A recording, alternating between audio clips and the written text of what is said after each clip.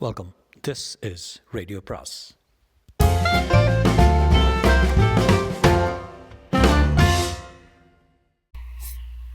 அனைவருக்கும் அன்பு வணக்கம். ராஜேஷ்குமாரின் மற்றொரு சிறுகதை. இன்று சிறுகதையின் பேர் நீயே நீயே நானே நீயே. நான் குப்புசாமி, வயது 25. அடுத்த பேராவில் நான் சொல்லப் போவதை கேட்டு நீங்கள் யாரும் அதிர்ச்சி அடையக்கூடாது. என் மேல் வந்து கடிக்க உட்கார்கிற கொசுவை கூட கொல்ல மனமில்லாமல் அதை வாயால் ஊதி துரத்தி விடுகிற அளவுக்கு இரக்க மனம் கொண்ட நான் சத்தியமூர்த்தியை தீர்த்து கட்டுவது என்று அந்த ஞாயிற்றுக்கிழமையின் அதிகாலையில் முடிவு செய்தபோது என் மூளையில் இருந்த கோடிக்கணக்கான நியூரான் செல்கள் சபாஷ்ட குப்புசாமி என்றது. இந்த சத்தியமூர்த்தியை பற்றி உங்களுக்கு நான் சொல்ல வேண்டும். என்னோடு நகமும் சதையும் போல் பழகி கொண்டிருப்பவன். கவிதை எழுதுவான், நிறைய புத்தகங்கள் படிப்பான், தமிழ் உள்ள எழுத்தாளர்களை சகட்டு மேனிக்கு திட்டிவிட்டு மலையாள படைப்பாளிகளை எவரெஸ்ட் உச்சியில் ஏற்றி வைப்பான். அவன் தன்னை ஒரு அறிவு ஜீவியாக வெளியுலகத்துக்கு காட்டிக்கொண்டாலும் அவனுடைய அடுத்த பக்கம் அருவறுப்பானது. சுருக்கமாக சொல்ல வேண்டுமானால் சத்தியமூர்த்தி ஒரு பெண் பித்தன். எங்கள் கிராமத்தில் உள்ள எல்லா வயது பெண்களையும் கீழ்கண்களால் கெட்ட பார்வை பார்ப்பவன். புதர் மறைவில் ஒளிந்து கொண்டு ஆற்றில் குளிக்கும் இளம் பெண்களையும் பேரிளம் பெண்களையும் பார்வையாலே சாப்பிடுவான். நான் கண்டிப்பேன், டே சத்தியம், இதெல்லாம் சரியில்லடா. பெண்களை குளிக்கும்போது பார்ப்பவன் நரகத்தில் உடம்பில் துணி இல்லாமல் படுக்க வைக்கப்பட்டு துண்டு துண்டாக வெட்டப்படுவான்னு தர்மசாஸ்திரம் சொல்லுது என்று மிரட்டினான். அட போடா குப்பை, அப்படி வெட்டுப்பட்டாலும் பரவாயில்ல, இது ரொம்ப த்ரில்லிங்காக இருக்குடா. ஒரு பெண்ணு தன்னை யாரும் பார்க்குறேங்கிற தைரியத்தில் உள்ளாடைகளை கட்டும்போது இதை எகிரி குதிக்கும் பாரு, அதுதாண்டா பேருன்பா. வேண்டாண்டா சத்தியம், இது மாதிரி நடந்துக்கிறது இப்போது எனக்கு மட்டும்தான் தெரியும். ஊருக்கு தெரிஞ்ச என்ன தெரியுமா? தெரியும் போது பார்த்துக்கலாடா குப்பை. இனி இவனை திருத்த முடியாது என்று விட்டுவிட்டேன்.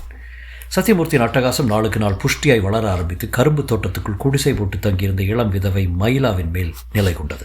பொத்தல் விழுந்த ஓலை மறைவுக்குள் உடம்பில் துணி இல்லாமல் குளித்து கொண்டிருந்த மயிலாவை சத்தியமூர்த்தி ஒரு தடவை எதேச்சையாக பார்த்ததன் விளைவு அவளை தொட்டே பார்த்து விடுவதென்று தீவிரவாதத்துக்கு வந்தான். நான் சொல்லி பார்த்தேன் கோபமாய், பிறகு இதமாய், டே சத்தியம், மயிலாவை தொடர்றது பாவம். விஷயம் ஊருக்கு தெரிஞ்சால் மானம் போயிடும். அப்புறம் இந்த ஊரில் நீ இருக்க முடியாது. டே இந்த பாடுற குப்பை, மானத்துக்கு மரியாதைக்கும் பயந்தான் மயிலா மாதிரியான மான் குட்டிகளை தொட முடியுமா என்ன? நான் எவ்வளவு சொல்லியும் கேட்காமல் சத்தியமூர்த்தி மயிலாவை தொட்டு பார்க்கும் முஸ்தீபுகளில் ஈடுபட ஆரம்பித்தார். ஓர் அமாவாசை ராத்திரியில் அதற்கான அஸ்திவாரத்தை போட்டார் சத்தியமூர்த்தி. கரும்பு தோட்டத்துக்குள் திருட்டு பூனை போல் நுழைந்து மயிலாவின் குடிசையை தொட்டபோது அவள் இரவு சாப்பாட்டை முடித்து கொண்டு பாத்திரங்களை கழுவி கொண்டிருந்தாள். சத்தியமூர்த்தியை பார்த்ததும் மிரண்டு போய் பின்வாங்கினாள். சத்தியமூர்த்தி ஒரு கோணல் சிரிப்பு சிரித்தான். என்ன மயிலா, எனக்கு எதாவது சாப்பாடு மிச்சம் இருக்கா? சாம்பார் வாசனை இங்கே தூக்குதே. முட்டைக்கோசா இல்லை முள்ளங்கியா? மயிலா அவனே வெறுத்து பார்த்தாள். என்ன மயிலா அப்படி பார்க்குற? மயிலா தன்னுடைய பெரிய பெரிய கண்களில் மிரள விழித்து கொண்டு எச்சில் விழுங்கினான்.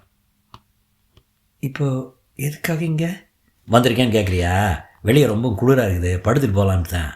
பேசிக்கொண்டே உள்ளே போன சத்தியமூர்த்தி அங்கே போடப்பட்டிருந்த கயிற்றுக்கட்டிலுக்கு போய் சாய்ந்து உட்கார்ந்தான். மயிலா இப்போது கோபமாய் அவனுக்கு முன்பாக வந்தாள். இதை பாரு, நீ ரொம்ப நாள் என்னை பார்த்துக்கிட்டு இருக்கிற காக்கா பார்வை எனக்கு தெரியும், மரியாதையாக வெளியே போயிரு. சத்தியமூர்த்தி இன்னும் நன்றாக சாய்ந்து கொண்டு சிரித்தான். நம்ம எல்லாம் இப்படி வரட்டுற, நானும் உன்னோட புருஷனும் பால்ய காலத்து சிநேகிதருங்க. எலிமெண்ட்ரி ஸ்கூல்லேருந்து ஹை ஸ்கூல் வரைக்கும் ஒன்றாவே படித்தோம். ஒரே மில்லில் ஸ்பின்னிங் செக்ஷனில் ஒன்றாவே வேலை பார்த்தோம். ஏதோ அவனுக்கு அல்பாயுசு விஷக்காய்ச்சல் வந்து ஒரே வாரத்தில் கண்ணை மூடிட்டான். நானும் உன்னோட புருஷன் குமரேசனும் ஒரே இலையில் சாப்பிட்டு வளர்ந்தவங்க. இன்றைக்கி அவன் இல்லாட்டி போனேன் என்ன, நான் அந்த ஸ்தானத்துக்கு வர்றேன். வீட்டுக்கு எல்லாம் நான் தர்றேன்.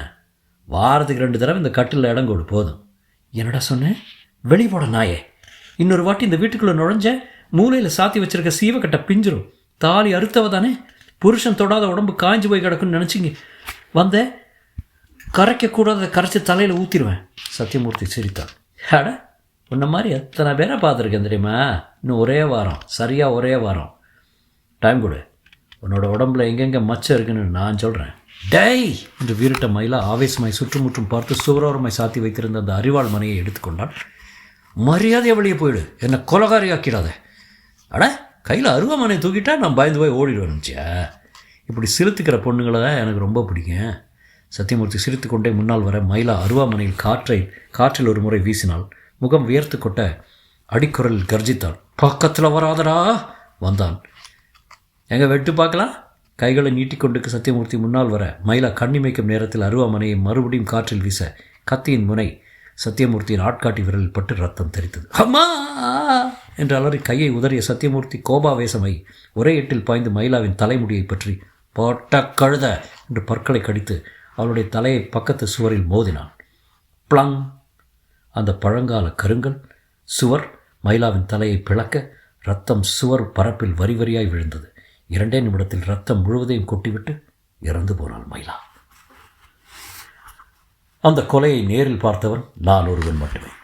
போலீஸ் சந்தேகத்தின் பேரில் சத்தியமூர்த்தியை கைது செய்து லாக்கப்பில் வைத்து விசாரித்த போதும் சரி, கோர்ட்டில் நீதிபதி விசாரித்த போதும் சரி, மைலாவை நான் கொலை செய்யவில்லை என்றே வாதித்தான். கடைசியில் போலீஸ் தரப்பில் குற்றம் சரியாக நிரூபிக்கப்படாததால் சத்தியமூர்த்தி விடுதலையாகி வெளியே வந்தான். அந்த நிமிடத்திலிருந்தே அவனை நான் குறிவைத்தேன்.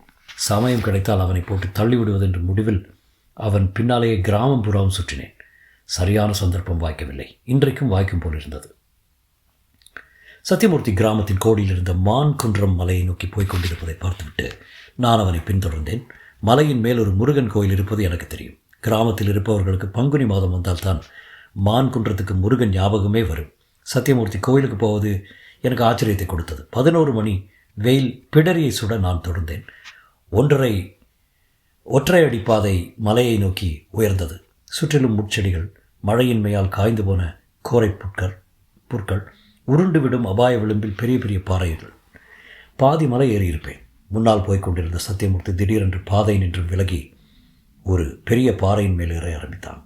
நான் மூச்சு காட்டாமல் அவனை பின்தொடர்ந்தேன். 5 நிமிடம்.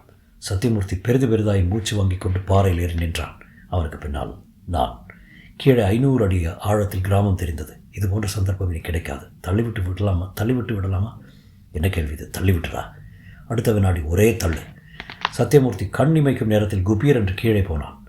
அடியில் நீட்டிக்கொண்டிருந்த முதல் பாறையில் தலை சிதற, அதற்கடுத்து 2வது பாறையில் உடல் 2ஆய் பிளந்து, அடிவாரத்து பாறையில் இரத்தமும் சதையுமாய் போய் ஒட்டி கொண்டான். நான் பரவசமாய் பார்த்தேன். மலை அடிவாரத்தில் கும்பல் இறைச்சலோடு கூடியிருக்க போலீஸ் ஜீப் புழுதி பறக்க வந்து நின்றது. இன்ஸ்பெக்டர் இறங்கி சிதறி கிடந்த உடலை அருகே நின்று சில வினாடிகள் பார்த்துவிட்டு கும்பலை ஏறிட்டார். செத்து கிடக்கிறது யாருன்னு தெரியுமா? கும்பலுக்கு முன்னால் இருந்த ஒருவன் சொன்னான். சார், மயிலாங்கிற விதவைய பொண்ணோட கொலை கேஸில் மாட்டி தண்டனை எதுவும் கிடைக்காம சமீபத்தில் விடுதலாகி வந்தான் சார். வந்ததிலிருந்தே பித்து பிடிச்சவன் மாதிரி ஏதோ முனகிட்டு ஊரை சுற்றிட்டு இருந்தான் சார். இவனோட உண்மையான பேர் குப்புசாமி சார். ஆனால் அந்த குப்புசாமி பேர் பிடிக்காமல் சத்தியமூர்த்தின்னு பேர் வச்சுக்கிட்டு வேலை வெட்டி இல்லாமல் ஊரை சுற்றிக்கிட்டு இருந்தான். கொலை கேஸில் சிக்கி தண்டனை கிடைக்காம கிராமத்துக்கு வந்தாலும் அவன் சந்தோஷமாகவே இல்லை. 2 தடவை தற்கொலை பண்ணிக்க முயற்சி செஞ்சான். கிராமத்து ஜனங்க காப்பாற்றிட்டாங்க. இந்த தடவை காப்பாற்ற முடியாமல் போயிடுச்சு சார். முற்றும்.